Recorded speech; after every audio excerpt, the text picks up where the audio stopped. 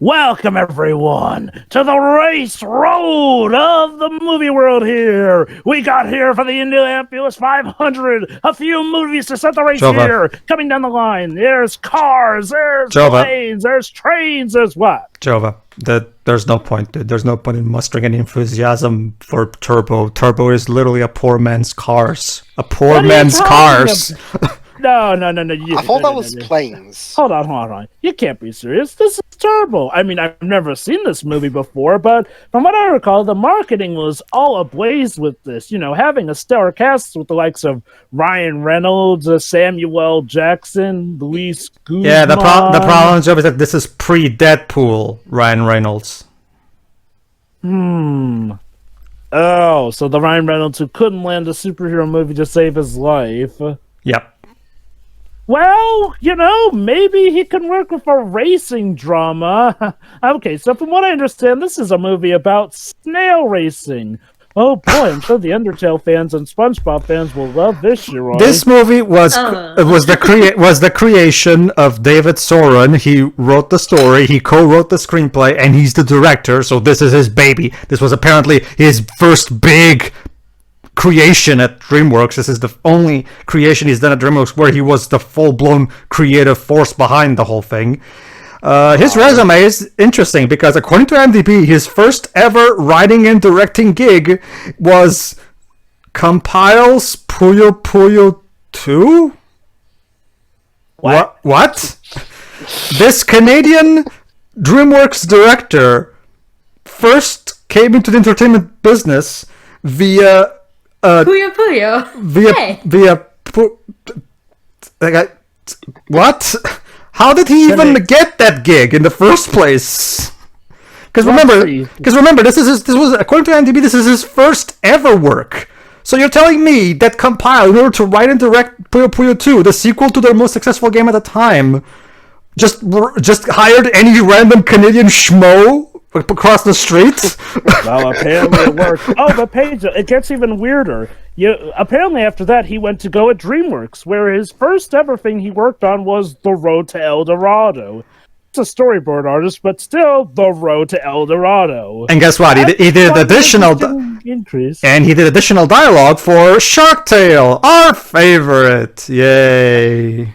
Although on the positive end of that spectrum, after this movie, he went on to direct Captain Underpants, the first epic movie. Even if he didn't write it. Basically, this guy is a DreamWorks veteran through and through. He's been there since the times when they were still doing 2D and hand-drawn animated films, which were pretty awesome. Captain Underpants, the movie that defied expectations and ended up being pretty dang good and spawned a pretty good Netflix series as well. But we're here to talk about that. So, yeah, folks, in case you're wondering, yes, Turbo was very much a thing. Now, don't be too surprised. It was actually, believe it or not, a financial success. On a moderate financial success. Yeah, okay, I'll explain. On a budget of $127 million, it made $282.6 million at the box office, with a bit of a caveat here. It basically broke even. Unfortunately, they had to sign off some of the money regarding... they kind of had to write off some of the money for a $13.5 million write-down due to, I think, the marketing costs or whatnot. That said, despite that, it was still expected to be profitable for the most part. I mean, apparently DreamWorks considered it enough of a big hit to get its own spin-off series, Turbo Fast. This was actually one of those movies that was made during that period where DreamWorks was basically practically greenlighting everything that got thrown to them, and Turbo is a clear case of that mentality, because this movie is just like the most generic kids movie crap you'll ever see. It's a poor man's Cars, like I said. From what I understand, Turbo you could basically sum up as an animated movie. Yeah. Okay. You know what? It's like the Baby's Kids trailer. It's animation. Don't get me wrong, this movie's not bad. It's just a film fart. It happens, it's somewhat unpleasant, but you immediately forget about them after you watch it.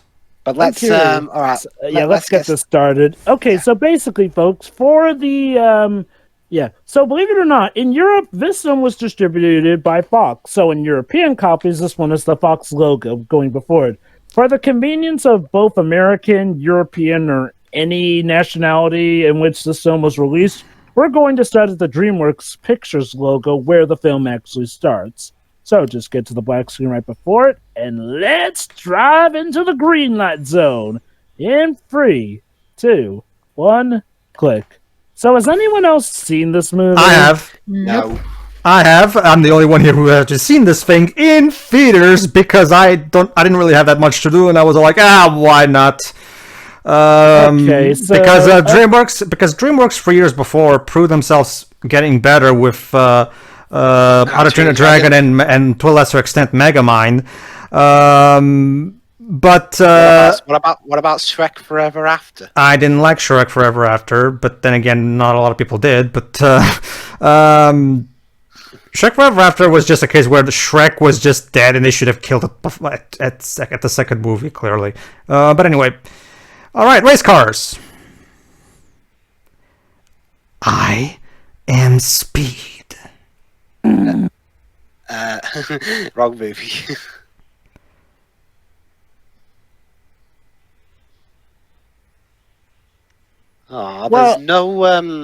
There's no secret. There's no British replacement. Ryan, what are you doing here? He has bills to pay. So there you go, Shira. I never thought you'd see the day where you would see Deadpool become a snail. Okay, aside from superhero films not being this thing, did Ryan Reynolds have really any big successes in film before Deadpool? Not that I can think of. Blade Trinity. No, I'm gonna stop you right there. I can't say that with a straight face. So yeah, a snail that dreams of being a race car, a racing champion. So basically, already you can. So we have the car competition from Cars, and we have the premise of Ratatouille. You know, a rat that wishes to be a cook. So even though rats are literally cooks' #1 enemies, they're a bit late to the. They're a bit late with that though. Ratatouille was 2007. This came out in 2013. You know, it's kind of weird. I was led to believe by the marketing that this film was supposed to be about snail racing, not a snail who wanted to. Oh, don't worry, Jova. There will be snail racing, just not yet. Sounds like. Yeah, you see, look at this. It's literally the exact type of shot you see with Remy looking at Cousteau's shows. Are we later going to find out that French racer is dead? No. Ah, okay then. He's actually he's actually a prominent character. You'll see later on. This wasn't the only DreamWorks movie to release in 2013. The other one was The Croods. This is already The Croods was actually pretty good. We just started this movie. Go on. We just started this movie, and already one of its primary problems becomes apparent. This movie doesn't have a single creative bone in its body. It's basically ripping off 2 Pixar movies and mushing them together. But let me guess. Are they? How many jokes do they do where it's basically her snails are slow? Well, obviously we gotta have that. This is the DreamWorks movie. So let me guess. They live on a snail farm. Yeah. It also, at the very least, this was past the era when they were doing pop culture references out the wazoo. Oh, no worry, Dwebs. There will still be pop culture references in this movie. 2013 DreamWorks. I thought they cut that out by then. Remember, Dwebs, this is David Soren. He's a veteran from the old DreamWorks, so I guess he didn't get the memo. But anyway. Then Captain Underpants happens. All right. So, and guess what? Guess what, Jova? What? Just like Remy, our main character has an older brother who's very traditionalist and doesn't really agree with. Basically, his family is not exactly keen on his ambitions. Sound familiar to you? Yes. Yeah. High School Musical. Well, oh my god, that too. Well, I guess, but I was more referencing Ratatouille, but yeah. Although, to be fair, Troy didn't have a brother. Well, I guess his dad didn't exactly approve of stuff, so I guess he's connected by a family member. Oh, so his brother's played by Paul Giamatti. Yep, Paul Giamatti. Yeah, remember, Joe, but this is a DreamWorks animated film, and their gimmick is that they always have celebrity voices. So, Although, oh yeah, this was the era where they were still putting the celebrity voices on the posters and that. yeah.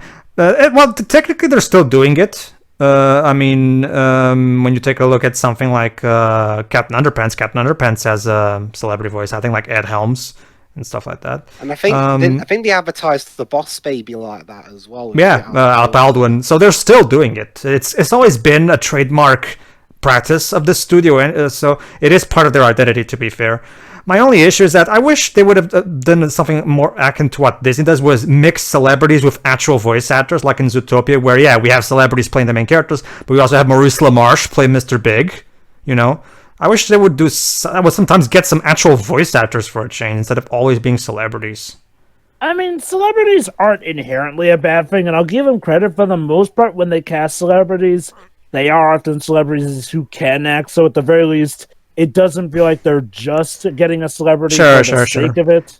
Oh, and by the way, Jova, Samuel L. Jackson is in this movie as well, as one of these snails. He hasn't shown up yet, I think, but yeah, he's here for some reason.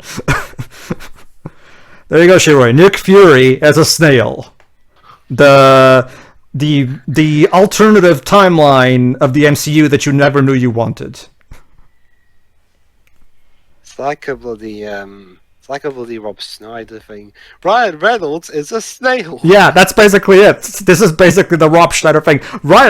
This Christmas, when did this come out? I think in summer. Yeah, It's about 13. Well, I know. I'm talking about more like which time period. This summer, Ryan Reynolds is a snail, and he's about to find out that being a snail isn't all that it's cracked up to be.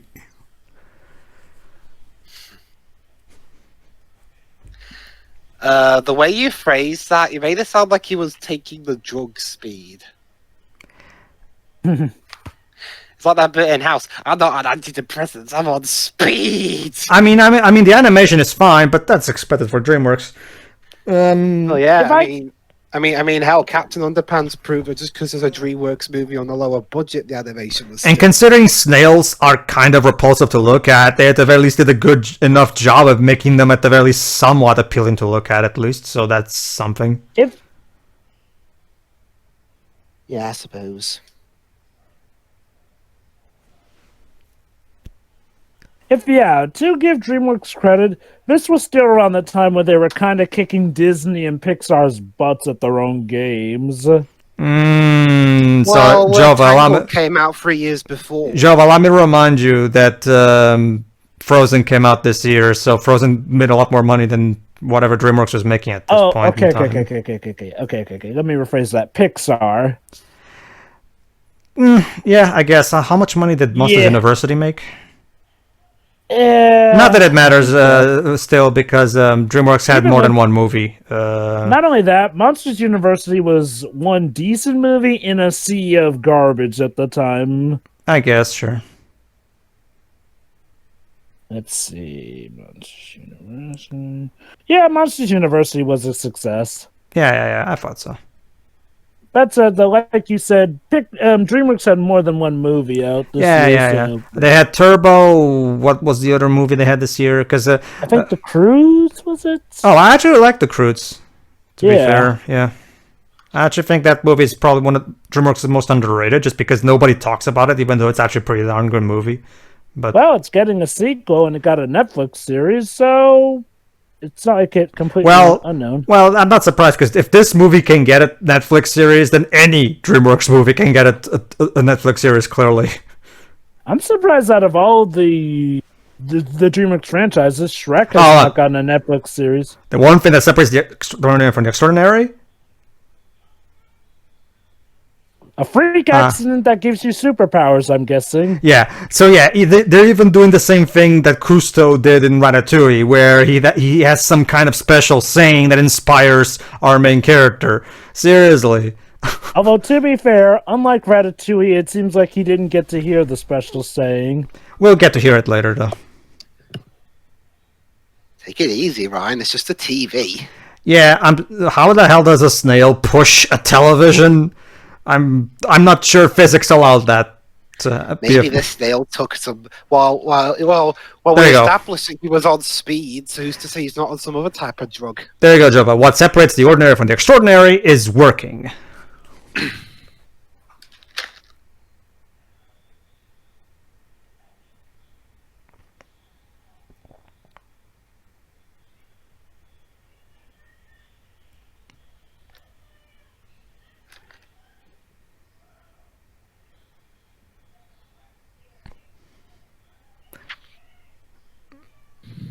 Earthquake! Or Big Red, as they call it. Well, and that snail is dead. Okay, well. He's finally dead. But one of your snails was just squished. Food is food, Dwibs. Yeah, food is food. For Snail? survival of the fittest, Dwebs. Survival of the fittest. Cruel, I know, but it's reality. So what? They're gonna eat the snail. No, Dwebs. I mean, he died. Well, that's okay, but that doesn't just because he died, that doesn't mean we shouldn't feed. Life goes on. Remy Snail. Yeah, I'm just gonna call him Remy Snail. Remy Snail. No. And yeah, by the way, his name is Theo. Like, not Theo, but yeah, similar enough. His name is Theo. as in Theodore. Turbo versus Evil Mower. Ah, cute. They're shooting it like a race car scene. Yeah, this movie operates on a more of a funny cartoon, Saturday morning cartoon type of tone. With balloons? Again. This is sort of like the setting of a race car, Ellie.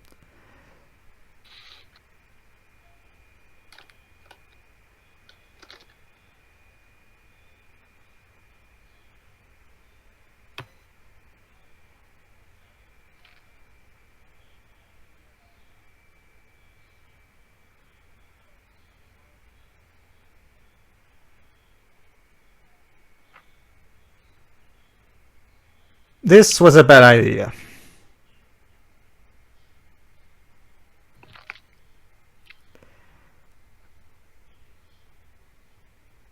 Okay. So our main So yeah, our main character is a danger to himself and others. So this is a problem. What a hero. To be fair, he didn't endanger the other snails per se, but he did endanger himself. Okay, I get the kind of story arc. You know, you start low, and then you build your way up. But the problem is, if your low is if the low you start with is too stupid or too low, that's not going to be very endearing.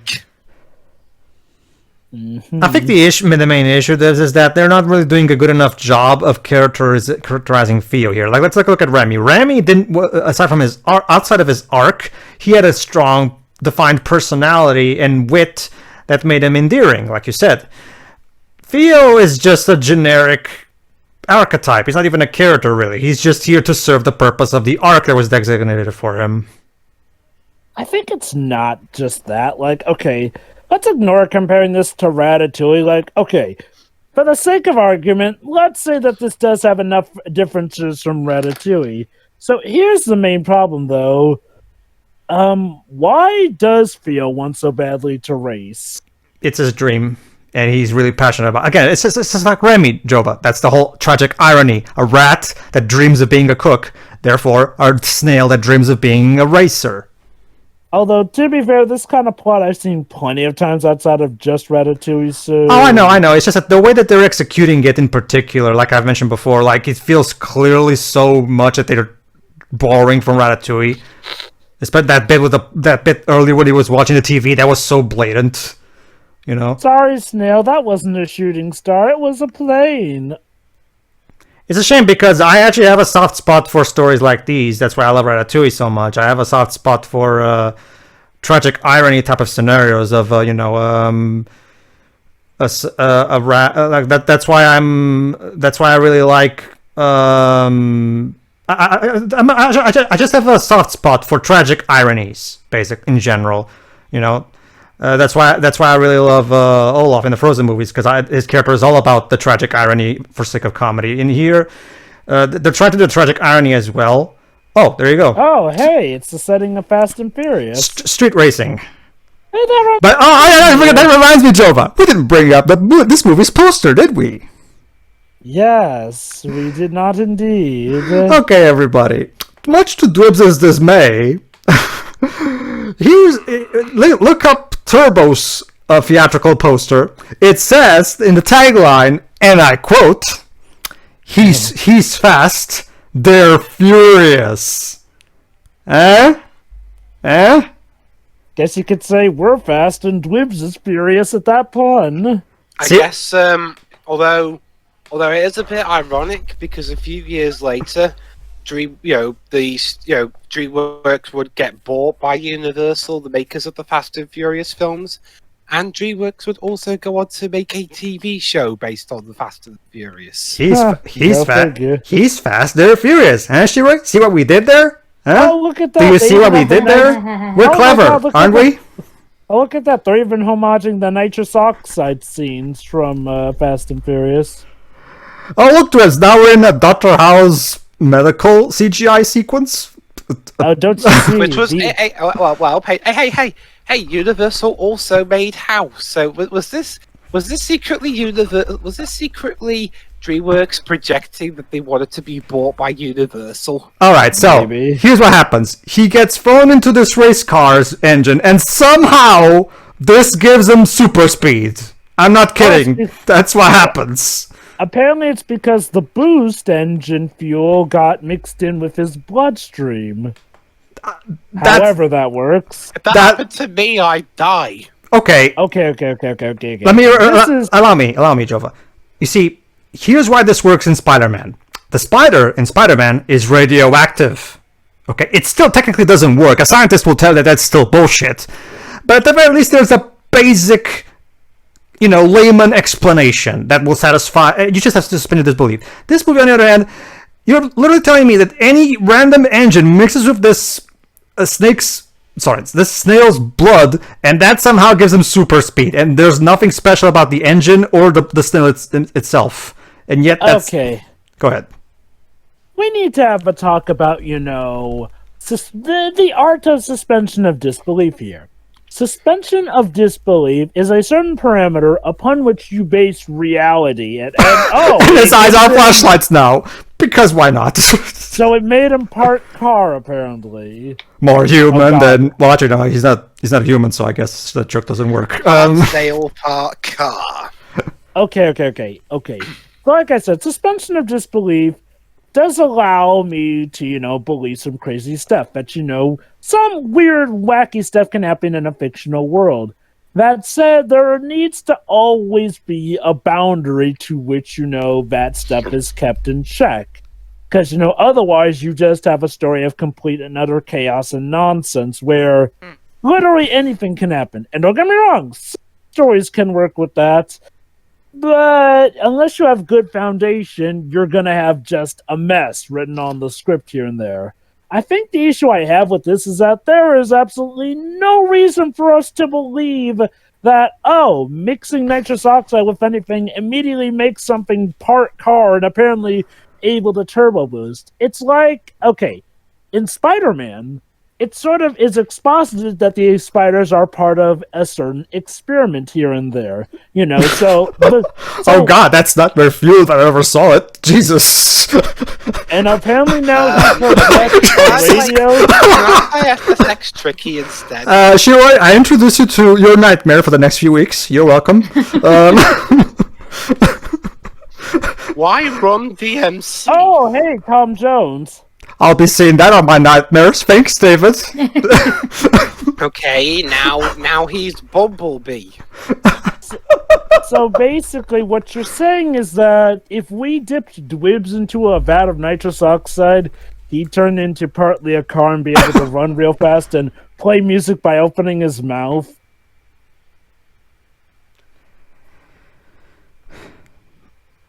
I wouldn't even mind this so much. You know what Jova's saying right now? I wouldn't even mind it so much if at the very least the movie did a good job making the characters likable. Okay, this kid is insane. Yep. You know, the side of torturing animals is one sign of a psychopath. Gotta go fast. Oh yeah, that's right. Ben Schwartzen's in this movie too. I mean, this is Thanks for reminding me, Pedro. this is pre DuckTales reboot, so this was before he got better in his career. Oh no! Oh wait, hold on, no. He had good stuff in his resume. He had stuff like The Office and Parks and Recreation. that. Those are great. Sure. Then you're right. He was in that. Huh? Okay. Wait, hang on. You've got nitrous oxide, and yet you still can't lose a push buggy. I guess it's a sign that he hasn't mastered his powers yet, or that he's literally just starting with them. Don't you see, with great speed comes great response. I'm not even. Oh snap! And you just broke that kid's head. Okay. Oh, never mind. That kid is made of rubber, I think. Well, to be fair, the kid did try and kill him.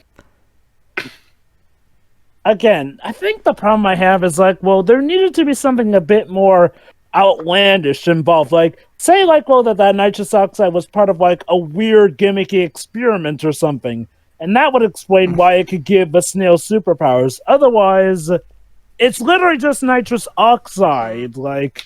It's like saying if you dip your hand into it, ooh, you get superpowers. Yeah, exactly. And what Jova said, but again, it wouldn't be so much of a problem if this movie script had freaking wit and charm, which it doesn't. The jokes aren't really witty. The characterization in these characters is little to none. They're archetypes, Theo here is the classic underdog archetype. What's Shay here is the typical overprotective older brother.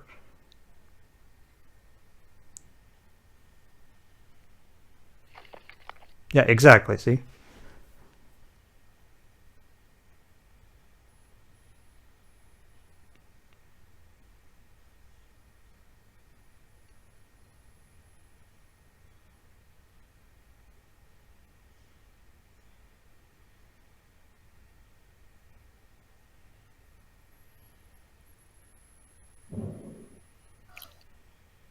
Well cried. Well, I guess that's the end of him. Yep. Wait, maybe not a super snail has anything to say about it. This is okay. Now it's okay. Actually, this is before this. This looks like a job for Super Snail. Dun, da-dun, dun, da-dun, dun, da-dun, dun, da-dun, dun, da-dun, da-dun, dun, da-dun, dun, da-dun.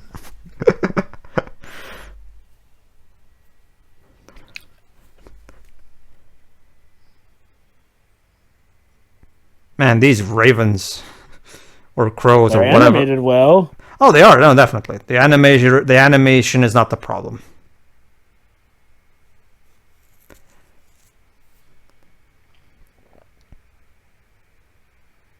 Okay, now we're in Man of Steel. I will find him. Where's the T-Rex? Oh God, what's with this movie and nightmare fuel? Jesus. Who would have thought that a movie like Turbo would be the one to haunt your nightmares? Oh boy. Oh! Could you imagine that? The thing is empty. But could you imagine if there was a driver in this taco van? What would? Oh God, you probably think that poor bird was. Oh. Oh, and the bird just died. Okay. Killed by a bus. You know, When the TV trope says put on a bus, it didn't mean like that.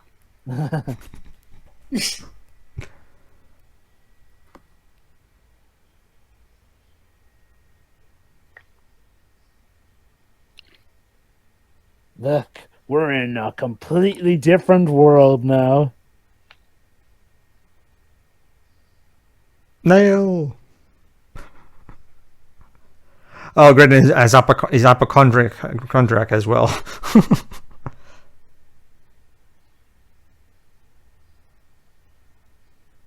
Do snails even breathe? I mean, Okay, why is everyone a dick to snails? To be fair, I think this guy's just capturing them as opposed to torturing them. he wants He's going to it. capture them to torture them. He wants a no. That's not gonna see. He just wants his own pet snails. Anyway, yes, Pedro, snails do breathe. Huh.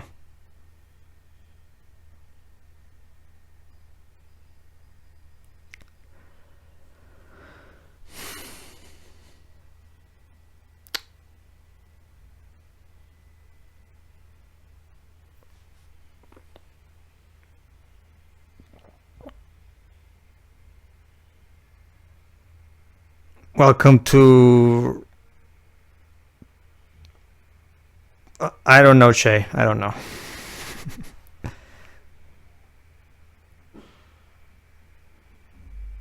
Anyway, this guy here is played by Michael Pena. I don't know who that is. The guy who Scott Lang's his friend from Ant-Man. Oh, it cool! is him. I love that guy. Nice. Even Oh, though he a was second also- earlier you said you didn't know who he was. Well, you can like someone without necessarily knowing their name, though. Oh, he was also in so it's a, like Jim Broadbent, that guy who was known for a Exactly, while. see? This You know, guy who there you go. he was also red in a Oh, Wrinkle hi, in Samuel. Time. Get it? He's the black snail. He's Uh, also in Dora and the Lost City of Gold. So what? Illegal snail racing? there you go, Jova. Snail racing. See?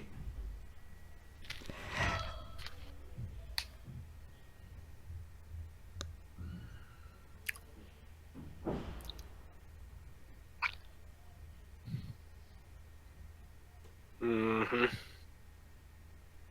This joke was done better in the Garfield cartoon.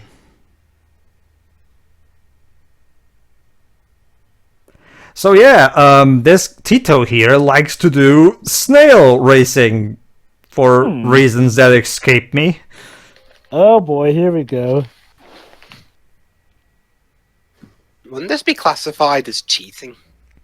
Well, okay. Dwibs, where exactly will you find a rule book on snail races? Exactly. Yeah, there was cheating.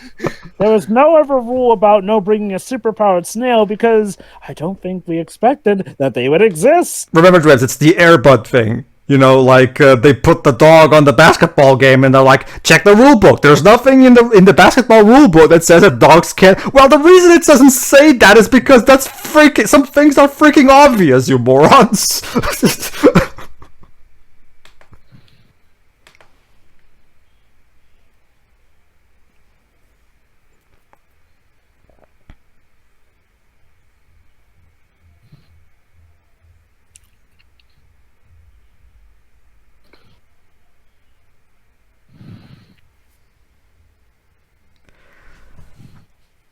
You know, Jova, all that's missing is him showing off his superpowers, and then the brother going, "Whoa," and he's like, "I know, right?" Oh, you've seen Green Lantern, Shiroi? No, but that kind of line is common.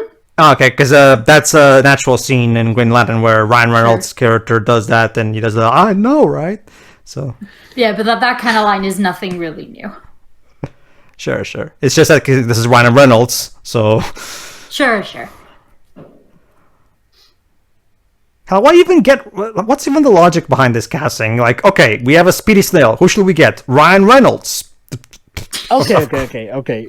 Ryan Reynolds seems like a guy who could do a snarkish role, which Theo seems to have quite a bit of. Well, obviously he can. That's not the issue. It's that this is not a snarkish role. It's a generic role. That's the thing.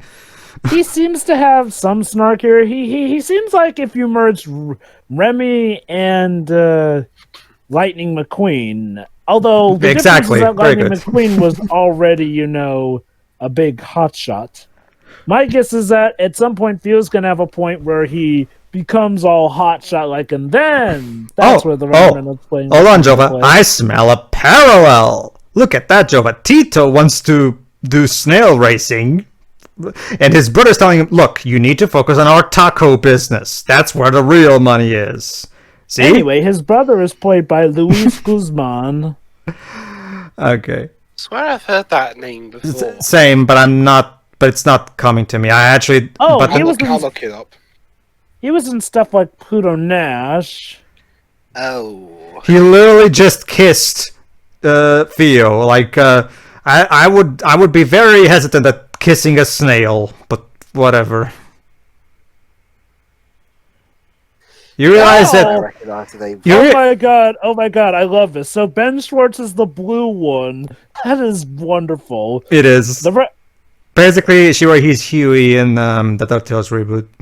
And as you also know, AKA he's also Sonic. AKA the blue triplet.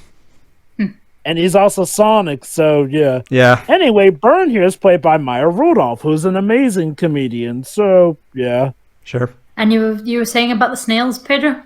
Oh, cool. This one's played by Snoop Dogg. I was saying, don't kiss that snail. You don't know where it's been. I'm pretty sure this isn't a town or a city, right? So they probably haven't been anywhere sanitary. Oh my god, Michelle Rodriguez is in this movie. Because DreamWorks will get the celebrity for every single one of their characters. To be fair, Michelle Rodriguez makes sense considering the amount of Fast and Furious parody in this. I get that, yeah. So, Dibs, as a big Fast and Furious fan, how's this for the kids' version of Fast and Furious? Well, that's the thing. There already is a kids' version of Fast and Furious. Made by DreamWorks. So there's no need for this now, really. Although, to be fair, this came before that. Well, even so, though. It came afterwards. But now that it's here, this is kind of redundant. If I can give this movie some credit, I do like the diverse designs of the characters for this movie. Yeah, that looks fine. Oh, okay. Yeah, that was definitely a Ryan Reynolds line. Okay, see, now he's acting snarky like I expect a Ryan Reynolds character to act.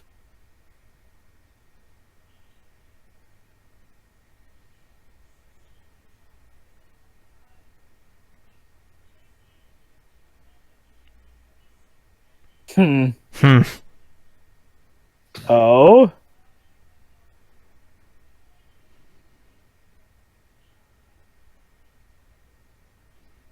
Oh, yeah, I've never heard this song in a movie before.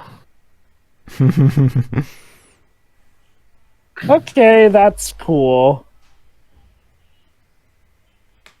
It's not really adding to the story, though. So can we maybe? Just because something doesn't add to the story in a movie doesn't automatically mean it's a bad scene or anything. These kinds of scenes can be fun. Yeah, and I'll admit, I do like these creative scenes of how the snails get around and whatnot. And I guess you could say it's technically world building anyway.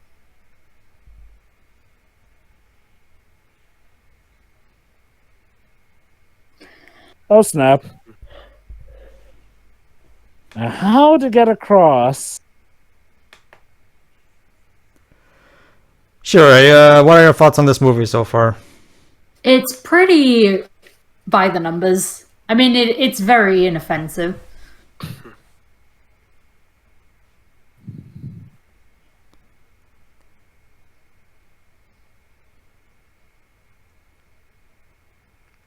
But yeah, like I was saying, yeah, clearly a parallel. the brother who has a dream, and the other brother who's just like, dude, just keep your feet on the earth. We have to stick with our lot. And in this guy's case, it's tacos. In the case of the Theo, is look, we were just snails. We can't be more than what we are. Again, the Ratatouille thing, basically.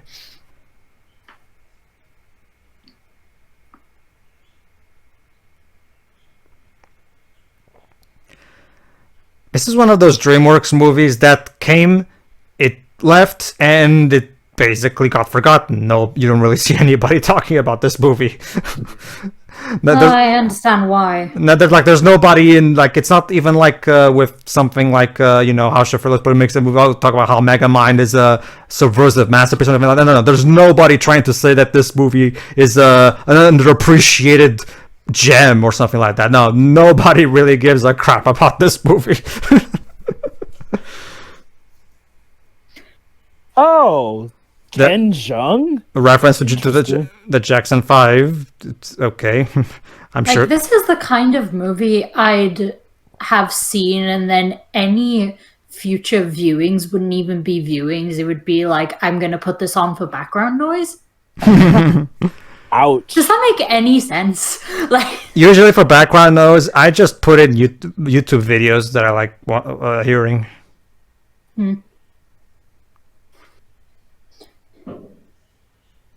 No, background noise for me is usually something that I don't need to pay attention to, but I also don't like silence. So I know. This is the kind of thing that qualifies. That's why I said, like, usually it's YouTube videos that I've already seen. So therefore I don't need to pay much attention because I know.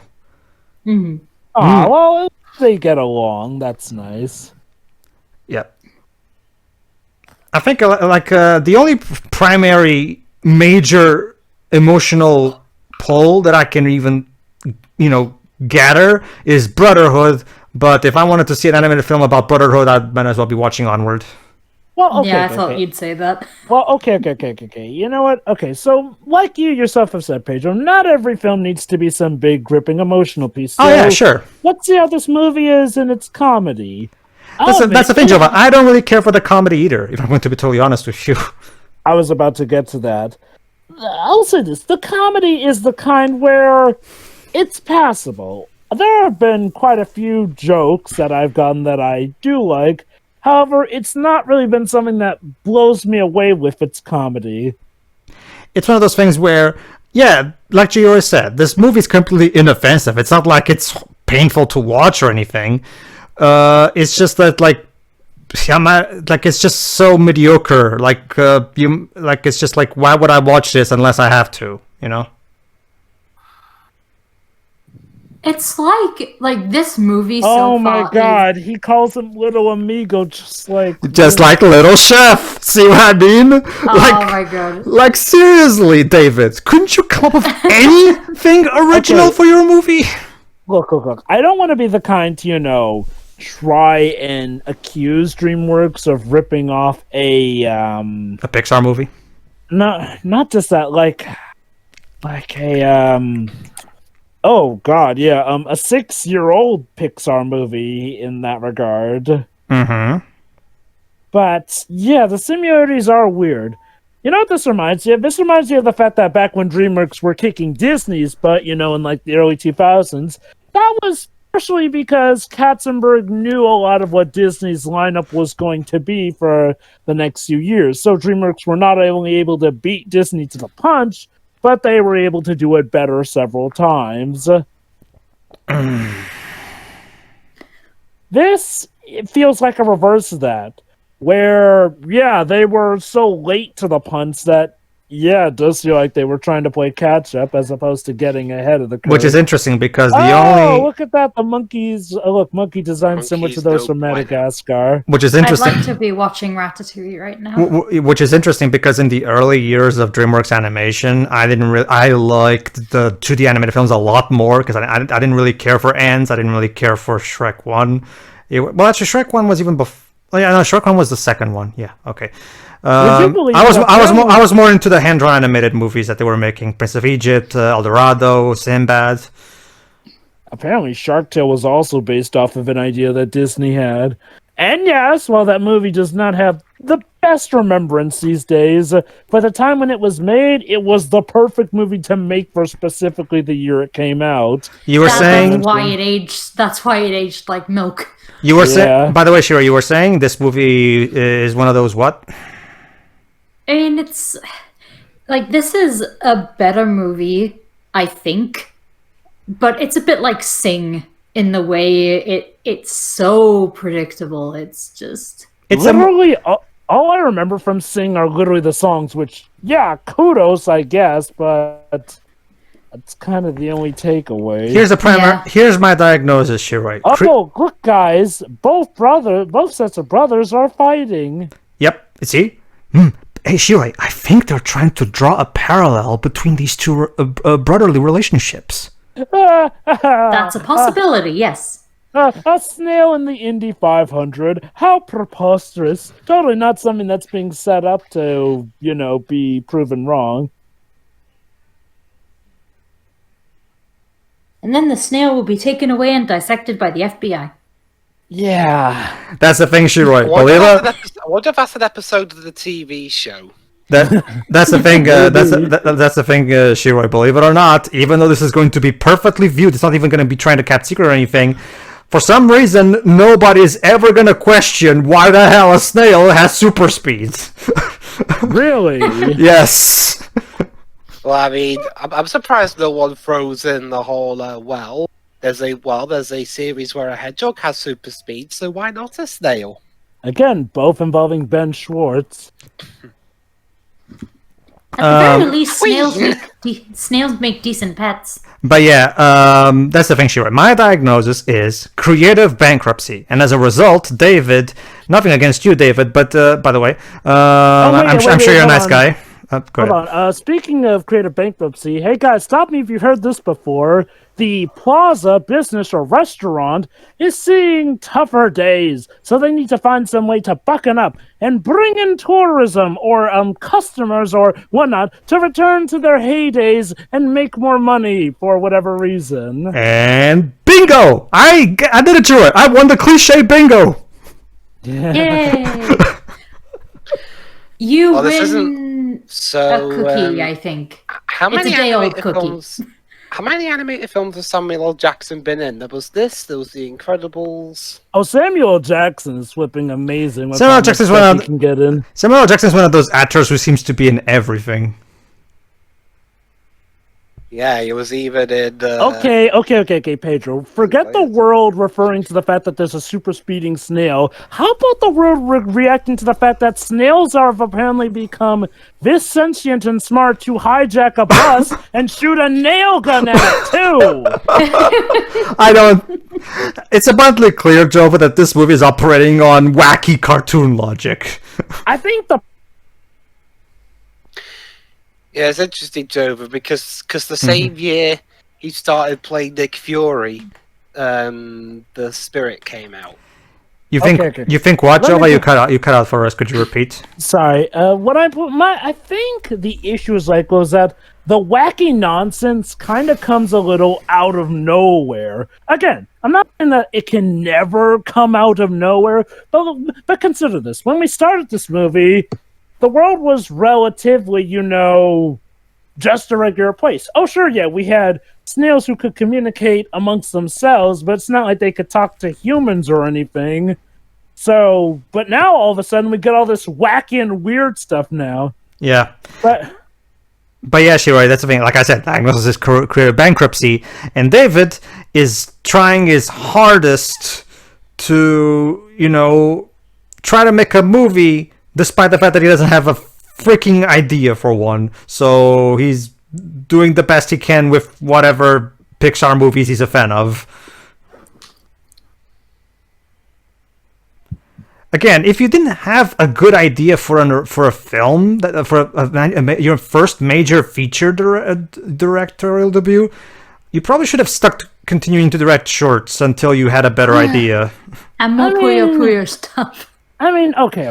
Again, let's be fair. There's nothing inherently bad about this movie. Oh per no, se. I mean, I've already said that myself. That's not the issue. I just think that this is like I remember put it like this, Joe. If David pitched me this story and script for approval, I would go, I'm not really seeing it. Why should I spend $100+ million on a movie that's clearly not not going to make that much money because of how generic it is? Like it's a tough sell for me.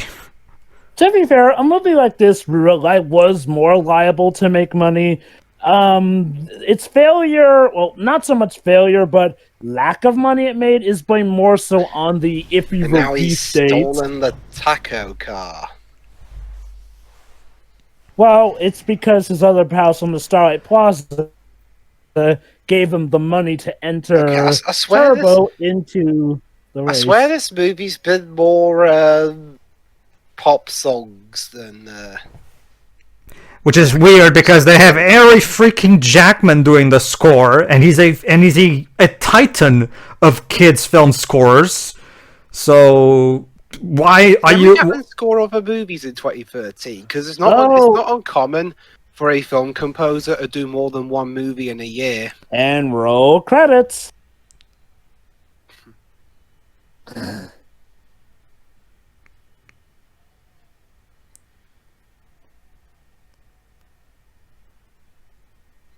like it's both Harry Jackman and Christoph Beck. They're the two right now big authorities in kids movie scores.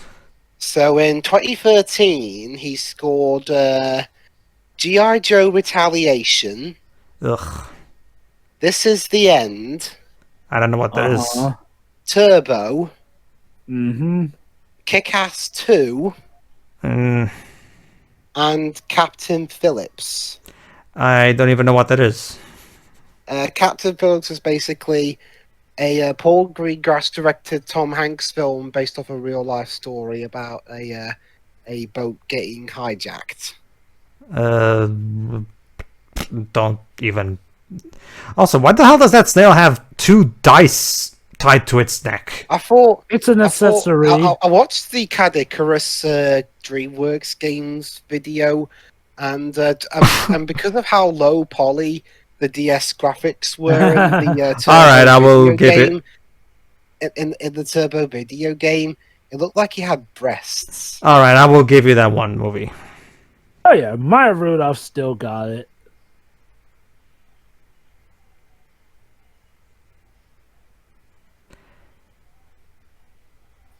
Okay, that was a funny one too.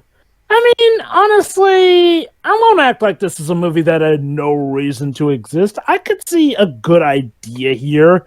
I mean, okay. Yes, it's simple, but works. A snail who wants to be a race car driver a snail who wants to be a racer gets to finally have a play at racing. Okay, fine and fair. I think the only thing that's been a bit iffy is, well... The execution. Again, more like integral parts of the execution. Again, the way he gets his powers is just weird, and again, for the story, a bit nonsensical. I'll be honest, I've never really liked that critique of films. It has no reason to exist. You can say that about any movie. Okay, to give this movie credit, it's it's a racing movie, so that means that the product placement practically sells itself because it's simple. Just do what a real race does and put the product placement on the car. Here's your problem, Dwebs. You're taking that quote too literally. What people usually mean when they say that a movie has no reason to exist is the fact that there's no creative reason to exist, as in, like, there's no major, big, meaningful point for the movie to make. That's what people usually mean when they say that. Like Toy Story 4 is a movie that, by that definition, has no reason to exist, basically. Zoom. Woo! Okay, get you excited. Maybe you don't want to tire yourself out. I'm pretty sure even your turbo powers have limits. Like, the reason I'm saying it, is because it's like, okay, Yeah, no, I get what you're saying as well, Jova, by the way. It's just that for me, it's one of those things where it's a movie that, for me, it's one of those things where everything that you see in this movie, okay, like I said, yeah, you can say, oh, it's been done before, but that doesn't necessarily matter. Okay, fine. Yeah, it's been done. Yeah, but that's the thing. Everything that I see here is cliches, ideas that I've seen done a million times in kids' movies. And the way this movie is not really doing anything to put its own spin on things, aside from the fact that there's snails, I guess. It's just one of those cases where it's a movie where I'm just going through the motions. Okay, I already know how things are gonna go. I already know that he's gonna win by the scratch of a hair, because that's how these things always go. Like, it's you immediately start seeing the formula. I will, again, to be fair, I never really judge something based off of just how cliched it is, because eventually we run into a case of the TV trope, Seinfeld is unfunny. Because, by that notion, something which did it before but is still cliched could come off as cliched still. I know that, Joe. I don't think you're understanding my point. My point is that, yeah. No. I do get your point. Because my main problem is that there's nothing that this movie does that no other movie does.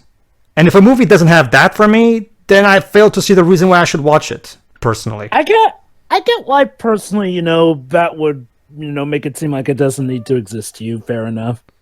For me, it's one of those things where if a movie doesn't have anything, and I do mean nothing to offer me that I have never seen before in a movie, even if it's like something slight and small, I fail to see the reason why I should see it, really. Oh, okay. Now that makes more sense. Like, well, yeah, I mean, you probably wouldn't want to see it in that case, yeah. Well, that's my basic point, really. Like, I need to at the very least have something that's at the very least surprises me in some manner. Something where I'm just not basically just ticking off a checklist as I'm watching it, I will say this. Even if something is cliched, if it can do it well, then that's fine enough for me. Oh, yeah, of course. Yeah. I agree with you there. It's just that even in terms of execution, I don't think the execution is particularly noteworthy. It's by the numbers, like Shiroi said. I think, okay, like I said here, I like enough their takes on it. Like, again, seeing the more creative ways that snails get away and, get to here and there, that I think is fine enough. What I am waiting to see is, how this overall gets carried out. But yeah, back to what you were saying, it's an accessory. Okay, but dice? Why dice? That's something you'd see in Yu-Gi-Oh! Because they love their gaming thing. Because dice are an accessory that you put on a car, so, they're sort of outfitting the snails like cars. Oh, you're right, actually. Didn't think about that. You're right.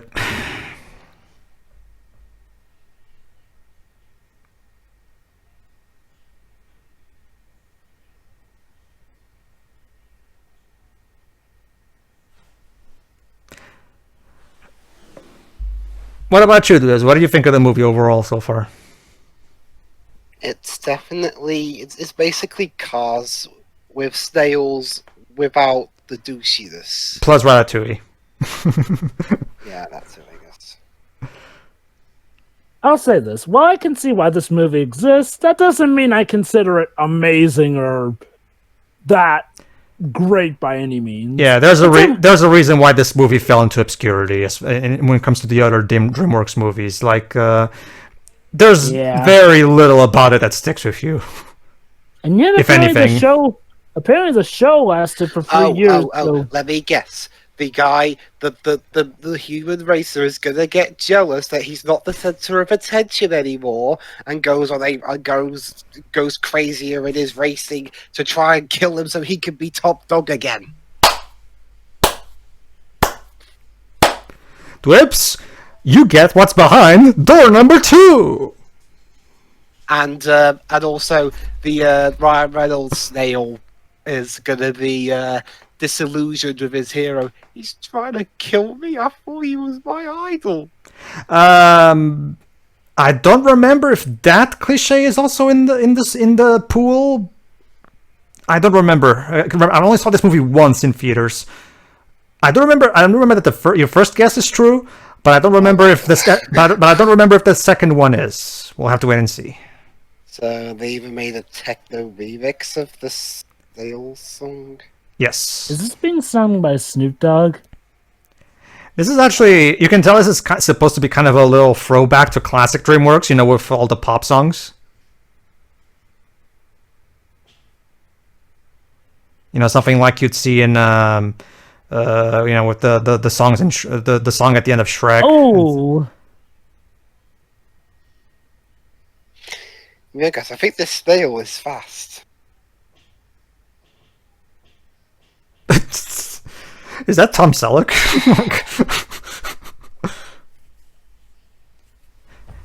IndyCar. yeah, the Indianapolis 500. Yeah, I know. I was just like, it's just interesting term.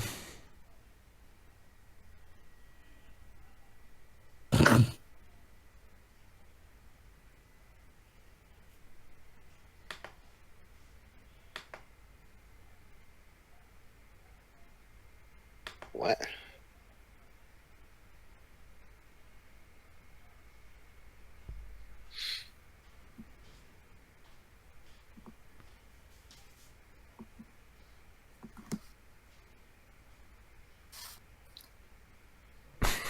Can you at least let me finish my sentence, damn it? No. You know, here's what I would say if I was him. You know, everybody, I'm the one that makes these rules, so you shouting shit doesn't change anything.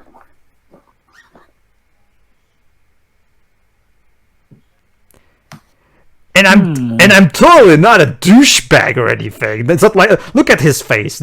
He's clearly drawn to be an asshole. Like that's exactly the kind of character design you give. Does Bill Hader typically play arseholes? Oh, Bill Hader. Hey, I love him off of SNL.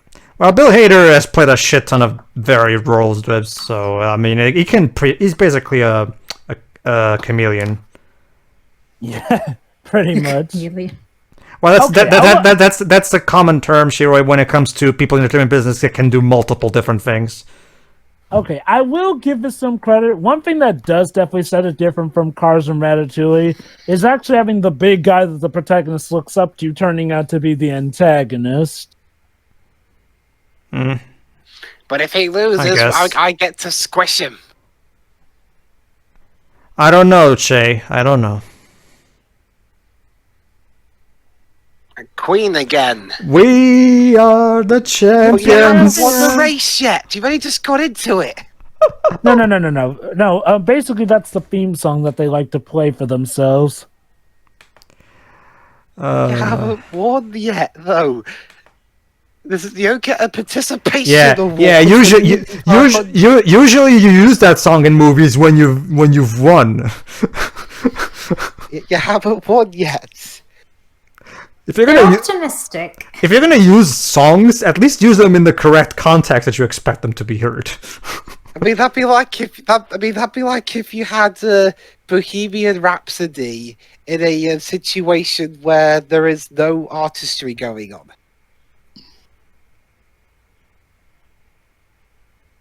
Another one, even better. Another one bites the dust when no one got eliminated from something. You betrayed me, Theo. You betrayed me. Even though I was on board with this racing thing earlier, why am I not on board with this now? Because he doesn't have time for me anymore. Okay. To be fair, Chet was never really that on board with the racing thing. Like, let's not forget, he himself said that he was being brought along as a hostage, so... Okay, fine. So let me guess, something bad happens to Theo and he has to eventually overcome it so that he can make it back in time for the race. Let's see.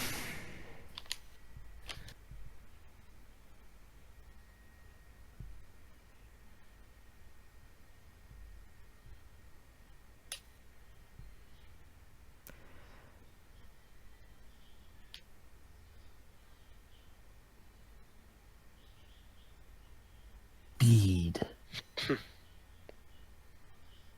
I just told you I have speed, you dipshit.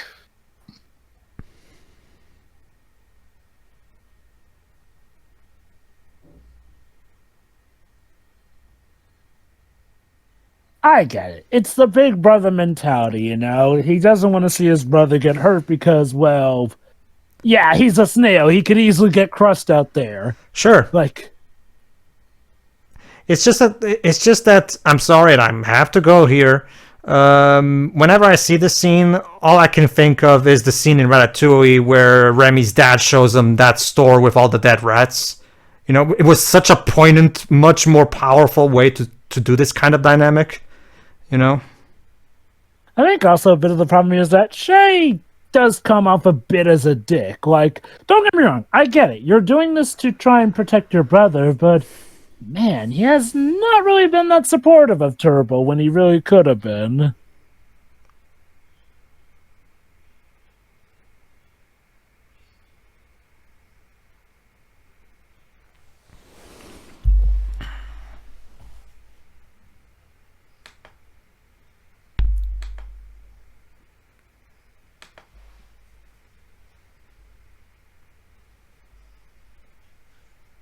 I think a bit of an issue with this movie also is like, well, this movie tells you to follow your dreams, and, you know, if you work hard, you'll get them. Here's the problem. The protagonist has the benefit of literally being dipped into nitrous oxide, something that we normally wouldn't do. Yeah, he didn't actually have to work hard to achieve his dream. He was basically given his dream by God, I guess. So... Again, maybe we just haven't been trying hard enough. Maybe I should go ahead and dip myself into acidic acid. Clearly. You know what, you're right. It's like in that episode of Family Guy, the one that were submitted by the fans, where the Griffins all get superpowers. What season was that? The final episode of season 3. Mayor West rolls in toxic acid. Yeah, basically, Jova, the Griffins all get superpowers because of a toxic waste accident. And they become drunk on power and decide to enslave Quahog. However, Mayor West, in order to fight them, decides to go dump himself into toxic waste as well, so he can gain superpowers. He's exposing his douchiness now. There you go. Yeah. But he ends up in the hospital, basically. Dips! Let me guess. There you go, Dips. You win. What's behind door number 2? Let me guess. Let me guess. He's going to do something bad to him to keep him from racing, isn't he? Nah, you think? Oh. No, I guess he just says words of discouragement. Okay, then why did you insist on letting him race then? To fuel your own ego? That's the thing, Jova. Yes. Believe it or not, and I actually do remember this bit because I remember being a bit confused by it. He's not gonna do anything at right now like you thought he was going to, but he's gonna do it later during the race. How could he cheat against a snail? It's a snail. With speed. But yeah, I mean, basically, I guess the obvious thing would be, you know, to try and crush him and, say it's an accident if he crushes him. Yeah. Is that it? Well, do you want me to spoil you? We know he's winning at the end of it. Well, yeah, of course. I mean, like, Okay. See, this is actually, you see, sure, that's again, like, this is why I stand my ground and try my best to defend Monsters University, because I so applaud that movie for literally. Oh, actually, no, he didn't. They didn't win the games. Actually, they completely failed, and as a result, they have to basically find their own way to achieve their dreams another way.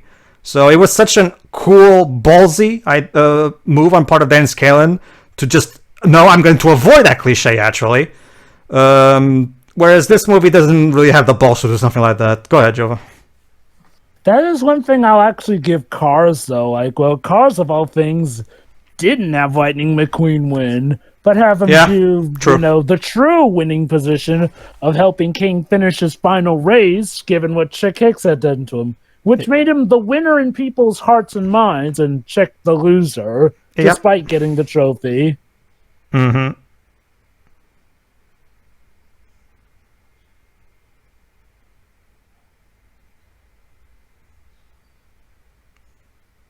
Hey, AAA. But yeah, Basically, Jova, just to finish, Mayor West goes in, dives himself in toxic waste, and then it suddenly cuts to him in the doctor's office. Mr. West, you have a lymphoma. Oh, apparently for rolling all over on that toxic waste. What the hell were you trying to prove? I was trying to get superpowers. Well, that's just silly.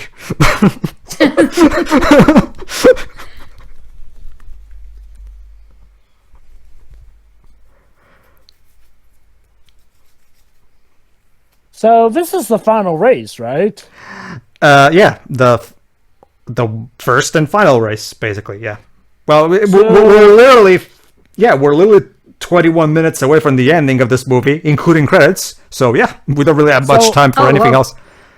So unless they have like a timeout during the race, how is there going to be, about for conflict resolution or something? Well, isn't that usually like a pit stop where things happen in these kinds of movies? Yeah, you're thinking about cars, but no, there's no pit stops in here. But it's a race. How long is the race normally? Okay. Technically, there is a pit stop thing because it's required for these races. Shiro, it's just that Theo never has to rely on it because he's a snail. No, what I mean is that would be used for some downtime where they could plan things. If that's what they're. Okay, no. They're gonna do something different, and by different I mean different from what you're thinking. But you'll see. Sure. You'll see. Huh. So something that we're not expecting in this movie. Well, no, that's the thing, Jova. That's why I made sure I said different than what you're expecting. It's still not something that's going to be like something incredibly creative or anything like that. You'll see. I'll get to it. All right. Let's see. All right. Here we go. Theo, I guess go full turbo and finish this race in the flash while you're at it, just to get this over with. Well, wait, hold on, no. That would be cheating at this stage of the race. Wait, cheating? How? Okay, guys. First things first, what they're on is the setup lap here and there, The race hasn't officially started yet. Oh, right. No, never mind. Yeah. No, Jova's right. Sure. Jova's right. Yeah. I got ahead of myself. Yeah. If any car tries to speed ahead right now, they'd be disqualified. Sure. Now he has fair. about I get that he's having doubt now, but it's kind of a terrible timing to have doubt when you're literally on the track, dude. Hey, Jova, I'm starting to think something. You know what we need? We need a Turbo 2 to follow in Cars 3's footsteps. No. What did Cars 3 do? Because I've never seen that. Oh, Cars 3 was terrible. Oh, sure. Cars 3 is pretty much the last Jedi of Cars movie. Let me put it this way, Shiroi. Cars 2 may be a worse movie technically, but me and Jova still like it less, just on principle. Okay, Shiroi. Can you think of a franchise where, in a ploy to try and please the mass female audience, they replace the original male character with this totally cool, perfectly awesome in every way new female protagonist because the old character supposedly needs to grow up and mature and move aside for the new and younger audience? I do. It's called Gears 5. Shuri, have you seen any other franchises that have done that and have annoyed you despite supposedly trying to pander to your demographic? I'm pretty sure Shuri is familiar with. That's less specific, so yes. Well, it boils down to this, Shiroi. To give you an idea, remember that maneuver that Lightning McQueen takes quite a long to learn, that the maneuver that Doc made in the first movie, she manages to do it first try. That should give you a basic idea of what you're in for. So have I missed? The race has started. The race has started, basically. Oh, never mind. Yeah, there is a pit stop, technically. Okay. There you go, Shiroi. Remember, I've only saw this movie once in theaters back in 2013. I only remember the basics. So I was like, I don't know much about racing, but I at least know the little bits. Sure. So it's something I just assumed that they'd utilize, which they are kind of doing.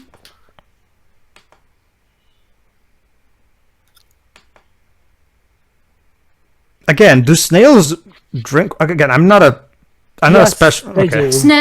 Water is very good for snails, slugs, that kind of thing. Okay. Yeah, trust me. Salt can be absolutely deadly to a snail. Oh yeah, I know that. That water clearly wasn't. It's a bottled water, so clearly there's no salt. Well, there is. Well, actually, I'll have to look at the. I'm sort of tying it into my point that snails love hydration. Oh no! I get that. I was just wondering. Like, I'll have to look into an actual bottle label to see if there's any salt percentage of salt at all in bottled water. I don't think there is. There is some salt in. Wait. Are you talking about bottled water? Bottled water, yes. Even if there is salt in that, it's diluted enough that it probably would not have effect on him. So no, bottled water should be fine for a snail. You'd probably find more in flavored water. It's yeah. But yeah. Snail up. Sorry. Go ahead. I guess that's his catchphrase. Snail up. It's a bit too late to introduce a catchphrase. What does it even mean? It means buy our products. Or I don't know. Is that legal? Okay, not we're cool. we're in the actual proper race now. So how exactly would Turbo go full speed throughout the entire thing be cheating exactly at this point? Oh no! I'm talking about going underneath the cars. Well, like again, airbud logic, Jova. Well, Jova, I don't see anything in the rule book of race cars that race cars are not allowed to go under the other race cars. So yeah, but usually when a race car goes under another race car, they kind of crash. Sure. Wait, hold on. So now they're using Eye of a Tiger. Shouldn't Eye of a Tiger been used for the montage building up to the race, though? Okay, David, I get it. You want to have some montages or anything, a kind of pop songs. That's fine. But you have to use them in a context where it makes sense. Eye of the Tiger, like Jova just said, is one of the most iconic montage songs. You're not using it in a montage, so it just comes across as distracting. And, like, why are you playing this song here?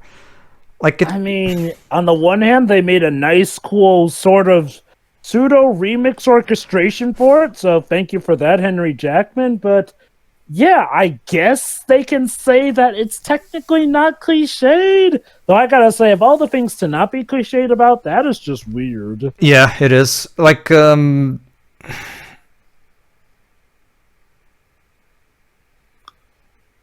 It's like if I played the Portal stream from Avengers Endgame at the start of a movie. Mm-hmm. Oh, snap. So in addition, he also has to watch out for the tire rubbish. But yeah, it boils down to this, Shirai. Everything that you saw Lightning McQueen have struggle in accomplishing in the first movie, this new female character manages to do it first try, basically. She's the classic type of Mary Sue, basically. And that was a year of Disney carrying those kinds of issues. Yeah. Oh no, his shell was cracked. You will believe the drama of a snail needing to be pulled from the race.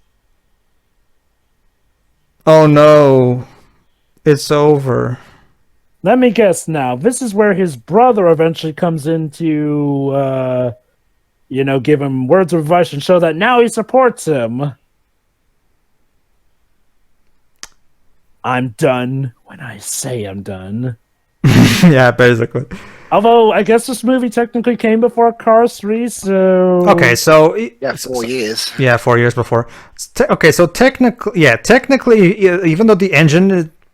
I guess, even though the engine is somewhat broken, it still technically works. So he's gonna give it his all to the end. So there we go. Let's continue. Mm-hmm. You probably shouldn't try to go under the car in your current condition, mate. You might want to, So, wait, is this affecting his superpowers, or is it like... No, the logic is that it's broken, so it doesn't work as well as before. That's the basic logic here. I'm assuming that's the logic, at least. PTSD!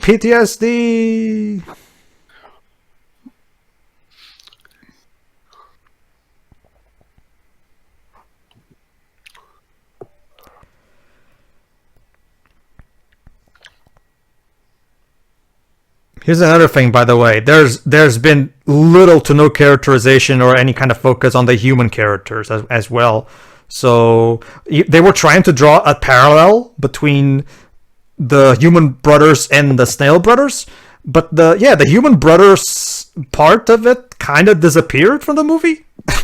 So yeah. You know, the movie doesn't seem to really go into that much mind of how Turbo's dealing with the fact that his idol is a douche as well. Like, I mean, sure, yeah, we had this whole thing where he acts somewhat distraught, but not really much reflection on it. Okay, that was kind of a cool thing. Although the problem is like, well, never mind. I think there you go. Allow me to add what you just said, Joe. Yeah, like you also said, there's the occasional cool moment here and there, but they're just that. They're just occasional cool moments that don't really do much to elevate the movie. This definitely feels like a filmmaker's first ever project. Which is weird because this guy, by this point, was already a DreamWorks veteran, so you'd think he would be able to, at the very least, do something a bit more memorable than this. Although, from what you've said, this is like the first one where he was completely in charge, so... Yeah, the first and only one so far, yeah, because for Captain Underpants, he was the director, but he didn't do any of the writing.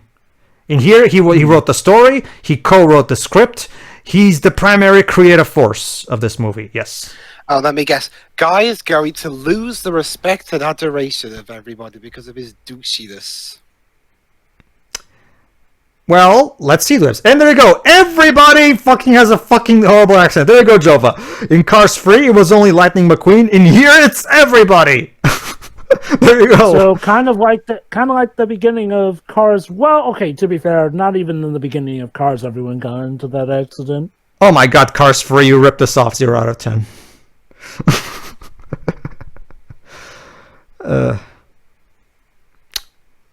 Well, that sucks. Come on, finish the race. The goal, guys! It's just in plain sight! Again, I don't get this logic. Are they implying that his shell is part of his engine? Apparently.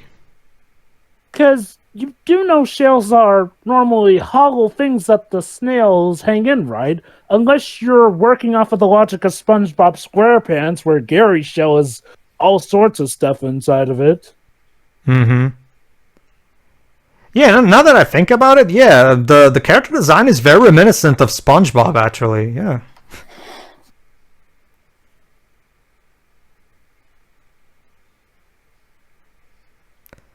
Look at that, Jova. You win a cookie.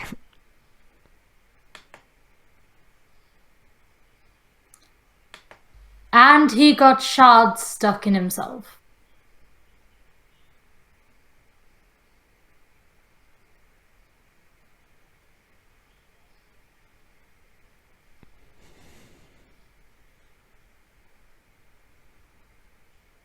Oh, crap.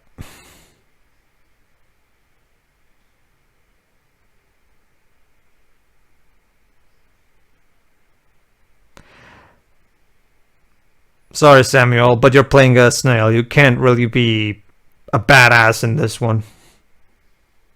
You know what? No. I'm going to give this one to him. Even as a snail, he's one of the core characters in this movie. And look at that. A snail who managed to commandeer a crow. Of course. Well, I mean, this is somehow less silly than him pretending to be an octopus. Why are... Okay, Yeah. okay. You know what's the interesting thing? They just did this off screen, like in the span of a second. Like we didn't even we saw the ravens going for them, and then we cut to the brother. Then we cut back to the ravens. Suddenly, the ravens are being ridden by the snails. Like we didn't see how they achieved this. Don't you see? It's to be left up to the imagination and just remind you that they're that awesome. You have to earn these things, David. Sorry.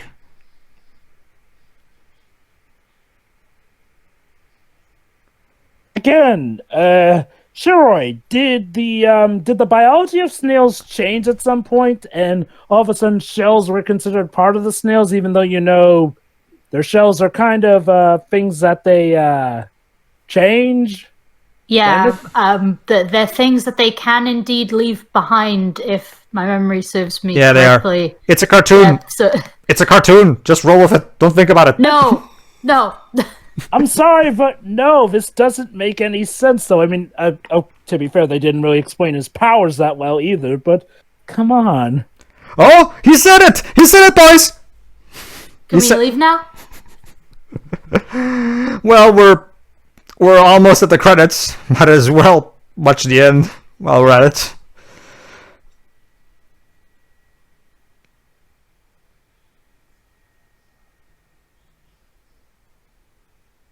You will believe that a snail can win the Indianapolis 500. Yes.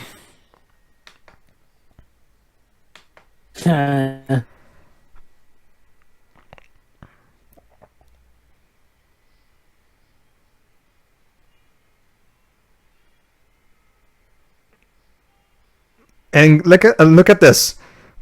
He's so determined that look what he's like. Look, I actually don't remember this, but look what he's about to do.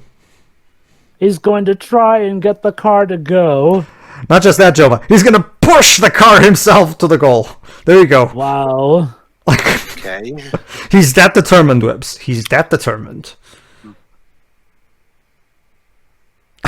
Where were you? Place your bets, Shiroi. Who will win, the broken down car or the snail? The snail. He's okay. I did like that line. He's grabbing. Maybe I don't know if it's just the delivery of that line or Ken Jeong's way of saying it, but that was actually funny.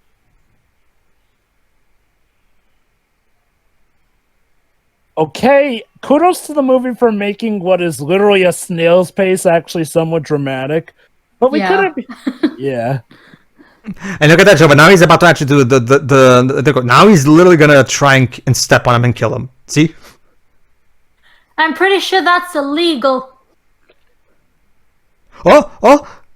Do I smell reincorporation? Yeah. I do. Let me guess. That act of near murder costs him the race. Very good, Yep. Dibs. Is your ego really that shit, my dude? Thanks. Hey, nice job fixing it, villain. Okay. Okay. Okay, you know what? I will give the movie credit. They managed to make what was literally a snail's pace actually dramatic. I think Yeah, but then they ruined it with that shitty line. Yeah.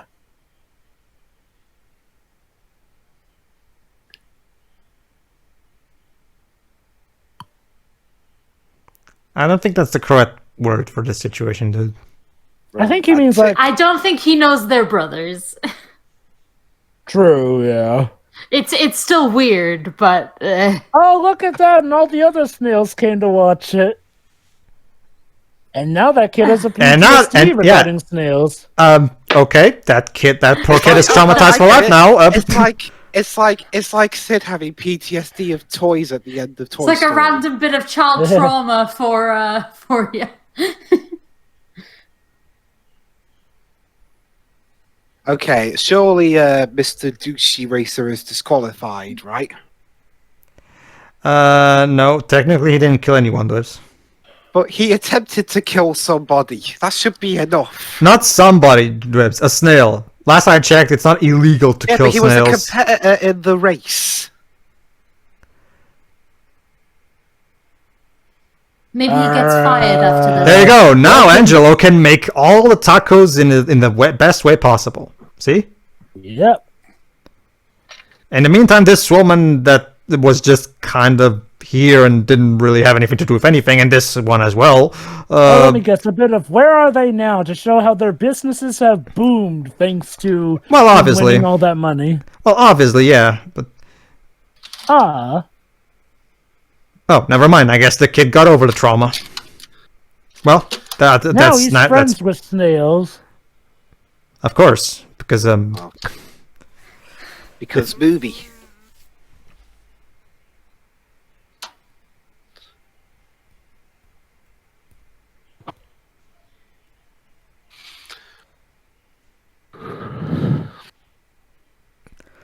Wow, they pimped out their ride. I'd rather watch Pimp by Ride.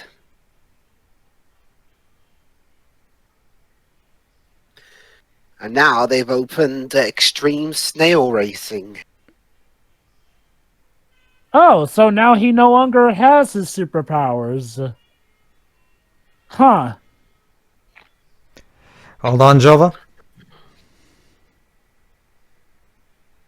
So come to think of it, if he doesn't have his superpowers anymore, how is there a show? Hold on, Jova. Oh god, he still has it in him, doesn't he? He just has to believe in himself. Not quite, but hold on.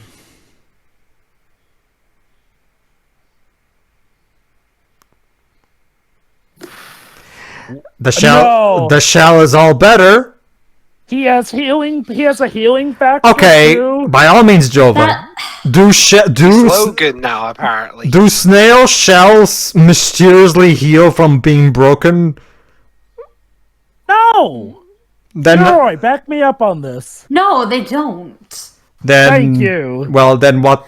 Oh, and by the way, this woman now is in love with Shay now because Well, okay, whatever. okay. To be fair, Pedro, that was established earlier in one of the jokes that made you laugh.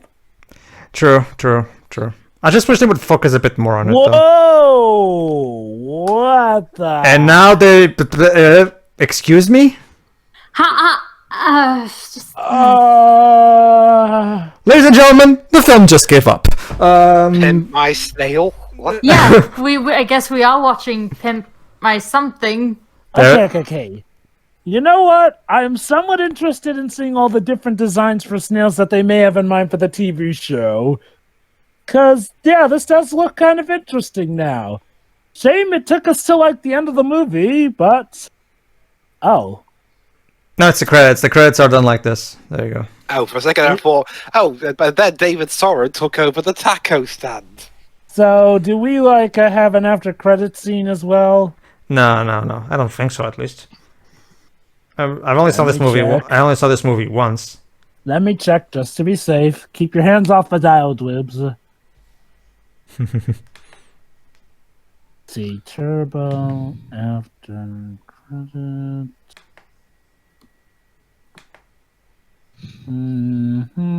During the credits. Yeah, of course. Okay, that's a neat way of showing who voice acted them. So nifty. Yes, apparently there is after credit stuff. Oh. All right then. Well, look at this way. We could just give our final thoughts while this is going anyway. Yeah. Can I go first? Sure. Go ahead. It's basically just cars with snails without... and the douchey guy is actually the villain. So, I mean, yeah, I guess. To be fair, Chick Hicks was the villain in Cars as well. I mean, it's probably not... It's not something I'm going to remember, but it's not like the absolute drizzling shit Dreamworks movie or anything. Oh god, no. Look, I would take 3 of this over... Boss Baby. Well, I'm trying to think of if current DreamWorks is as bad as they were during that age Boss of Baby? theirs. I would argue Boss Yeah. Baby is really bad DreamWorks. Oh, you're alive again.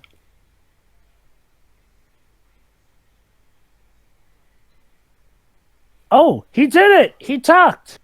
Yay! Anyway, Oh no. He Oh, can't no. get out. anyway, That was totally. I didn't expect anything, and yet I'm still disappointed. Carry on, Dibs. I mean, yeah, that's about it. It's extremely cliche, which wouldn't be a bigger issue if it was exciting, but it's not really, and that's a shame. Yeah, you've got a snail that can go fast, and it's not fun to watch. Mm-hmm. That's a shame, but well, I wonder- mean, in terms of like not very good DreamWorks movies, I'll take this over Shrek the Third. Oh, absolutely. Oh, sure. On account that it didn't piss me off, but it's still not great. And well, then again, this came out during the DreamWorks era, where they were making either really good stuff or stuff like this. For Captain Underpants, they got Nicholas Stoller to write, which is and he's become a very strong, prominent writer in kids movies. He wrote Storks as well. Well, apparently, we just saw in the credits he was an additional story writer for this. So I'm guessing he decided, you know what, Nick, come here and help me with Underpants, since Turbo didn't turn out so well. Alright, yeah, that's about it. It's not a horrible movie. It's just kind of there. Sure.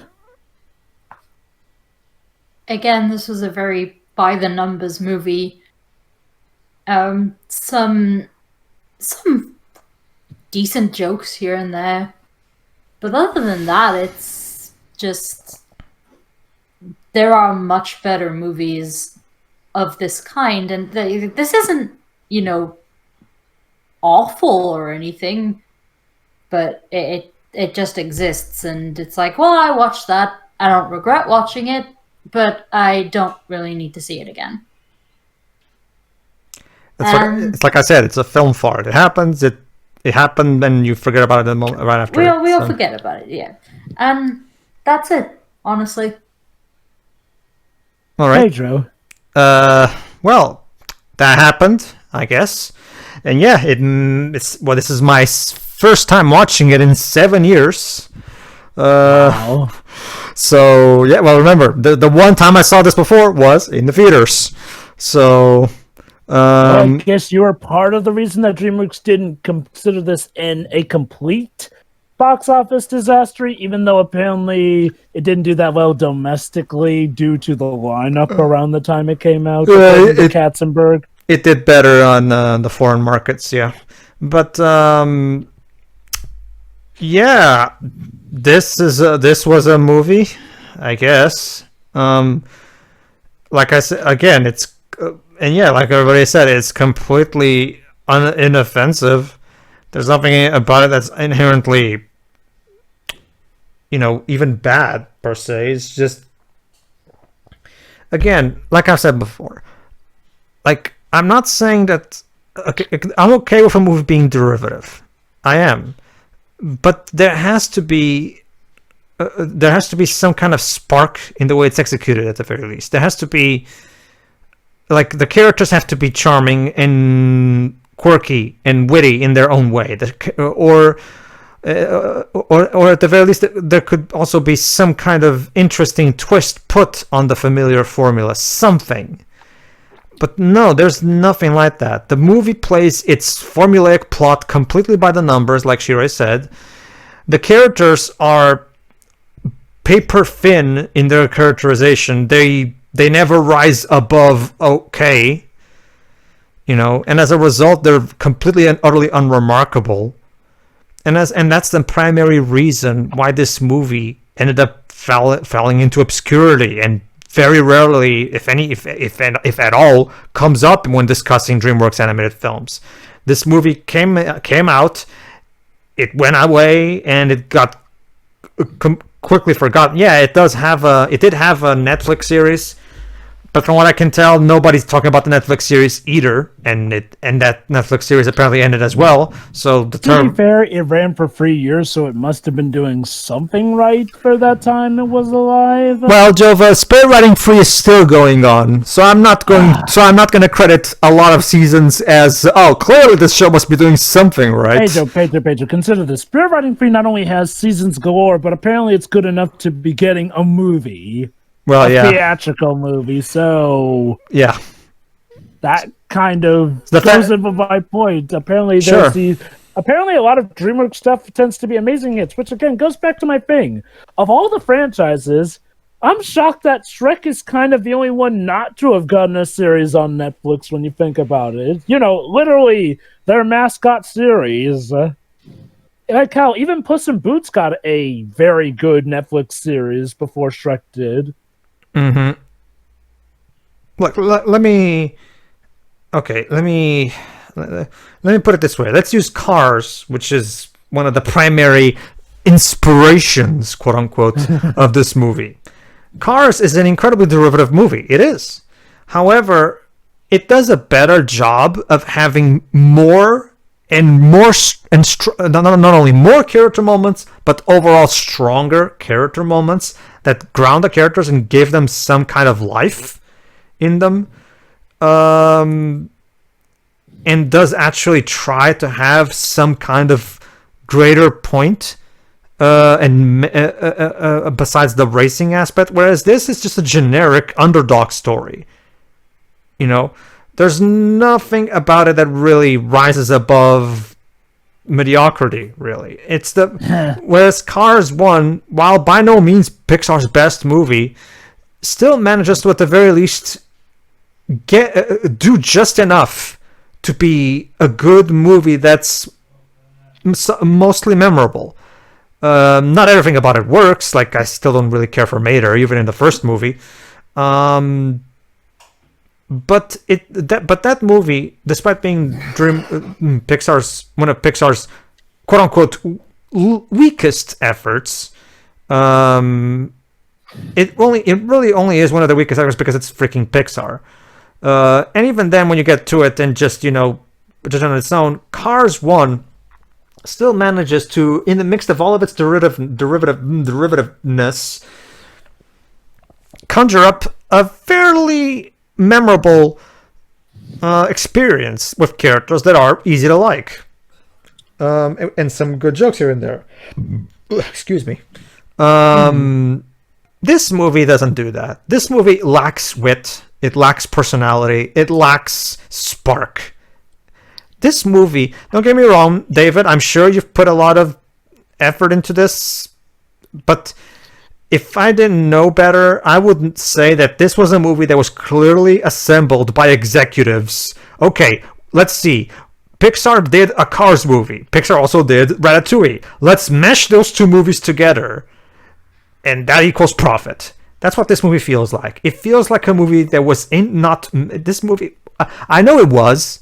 But when I watch it, if I pretend for a moment that I don't know who made this movie, if I pretend for a moment that I do know that this was the product of David Soren, if I didn't know that, if I just watched this movie casually and didn't know anything about the behind the scenes stuff, I would just say, wow, this feels like a movie. This doesn't even feel like it was a movie made by an actual artist with a vision. It feels like it was a movie that was made by a bunch of suits who gathered all the popular tropes of the animated films at the time and just mushed them all together into a blender, and there you go. There's your movie, Turbo.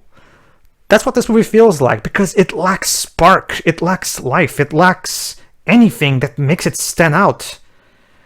And that's the primary issue. And the fact that it fell into complete obscurity, I think, proves my point.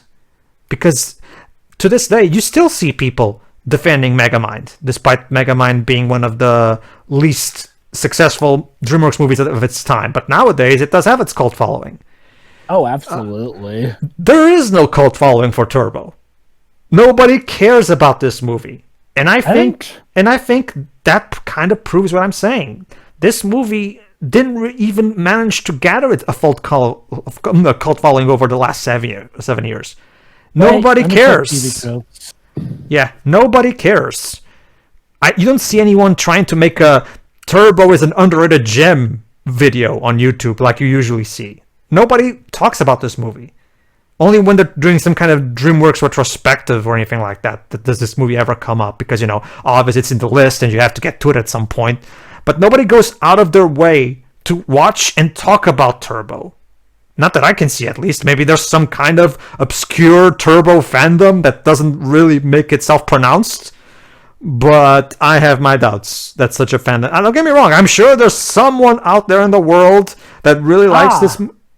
Yes? I found out something that may interest you. Apparently, this movie was inspired by the Sonic the Hedgehog franchise. Well, The only possible comparison I can draw is the fact that the main character is fast. Aside from that, I don't see any resemblance. Well, I guess Sonic and Skidmark share the same voice actor. That's only by hindsight. So Yeah, I know. But yeah, I mean, apparently, according to TV tropes, apparently Sonic the Hedgehog inspired this film, which, what a weird thing. Although, funnily enough, get this. When you think about it, the villain in Wreck-It Ralph was also called Turbo.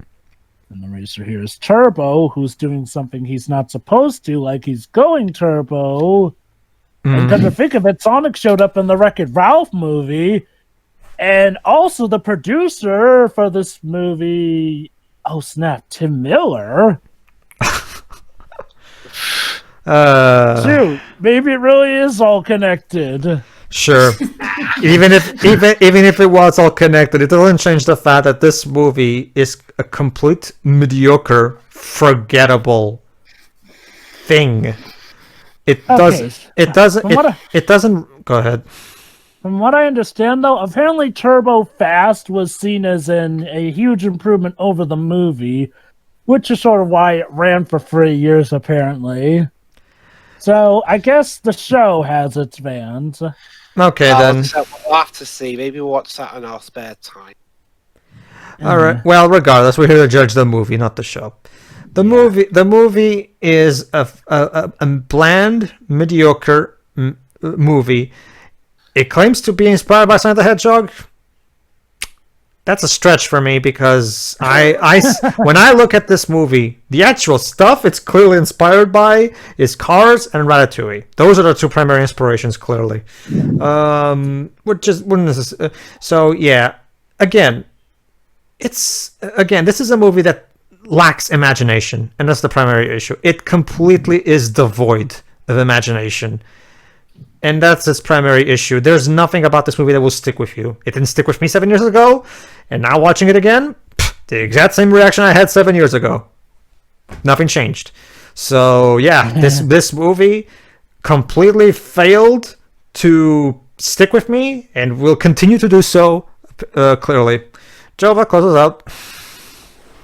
I'll start with the positives. The music and score are great for this. I even did like Snoop Dogg's Let the Bass Go song as well. Harry Jackman is usually succeeding in these things. So the animation is pretty good, and when they finally do get creative with the snails, I like their different designs, and at the tail end of the movie, all their different, let's call them shell powers here and there. Like, I don't know. Maybe it would have been cool if, the movie was sort of about him working his way up to the race car thing. Oh, sure, yeah, he technically worked his way up, but man, considering how only at the end the snails get these super shells, and unless we're to assume that the people at the plaza made that for them, hell knows where those came from. I think this movie's major issue is this. When it does have some pretty cool and imaginative ideas, they're either short scenes or barely really brought up or used that much. And again, when it comes to its more fantastic elements, they're not explained that well either for the setting here and there. Again, it's a passable movie. It is perfectly passable, but just being passable is not how you become memorable or remember that fondly here and there. Okay, I can definitely sense the spirit behind this movie in that I do get the feeling like they legit were trying with this movie. But alas, trying alone is not enough. This movie is a cliche storm. I wanted to give it a fair shot from start to finish. unfortunately, it did not really go above my expectations that much. Again, it's a shame because it does have some very cool scenes here. Like, the action of a snail actually racing the cars is pretty cool. And the fact that the most dramatic scene is literally going at a snail's pace, but still able to look dramatic. Kudos to them for managing that. But again, the great stuff about this movie is so far and few between, and a lot of it is so predictable. And look, just because a movie is predictable doesn't mean it's bad or means it automatically misses the mark. The problem is that, okay, if they were going to do this cliched, they needed to have the execution be very good. The execution was not very good.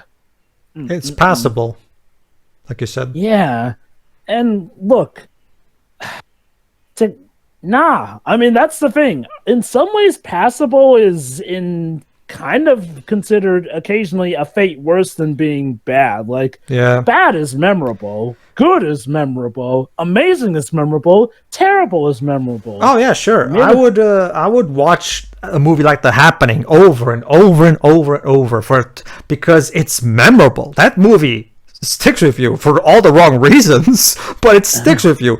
This is the worst kind of thing where, you know, it completely, like, I don't really, like Shira said, I don't feel the need to watch this again. You know? And it's really a shame because I do see a lot of creative potential here. Again, at the very end, all these wacky snails here, like, maybe the movie should have just been wacky from the get-go. Like, that's the thing. The movie feels like it can't decide when it wants to be super wacky or when it wants to be relatively grounded. The idea of, this is that the weird out-of-place thing is a snail with superpowers. Yet, by the end, out of nowhere, suddenly all these snails get these super technological shells, and I'm asking, where'd they come from? No one at the plaza seems to have, that amazing a mechanical skill, except for maybe Michelle Rodriguez's character, the mechanic, but come on, she's a mechanic, not like flipping Snail's car Einstein or something. I know she's played by Michelle Rodriguez, but come on.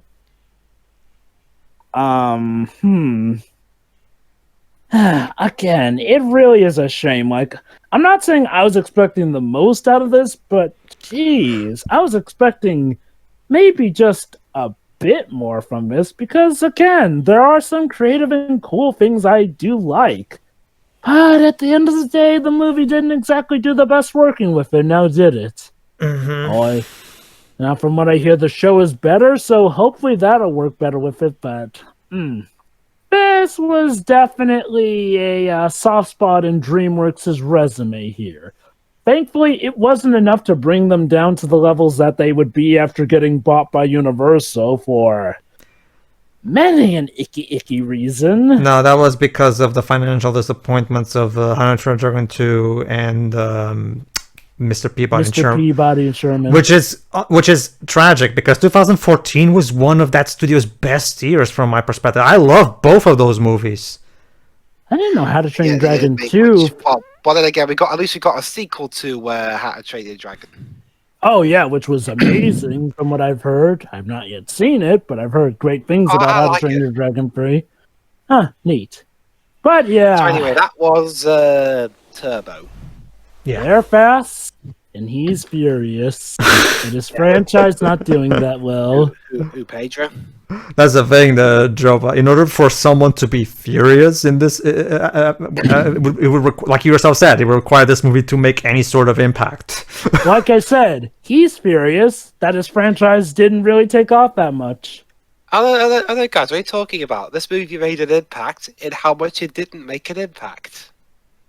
Well, I guess in a weird paradoxical way, you have a point. It has a very impactful lack of impact. Amazing. Amazing, isn't it? It's like a void that fills itself somehow. Yes. All right, everybody. See ya for whatever DreamWorks movie we do next. See ya. See ya.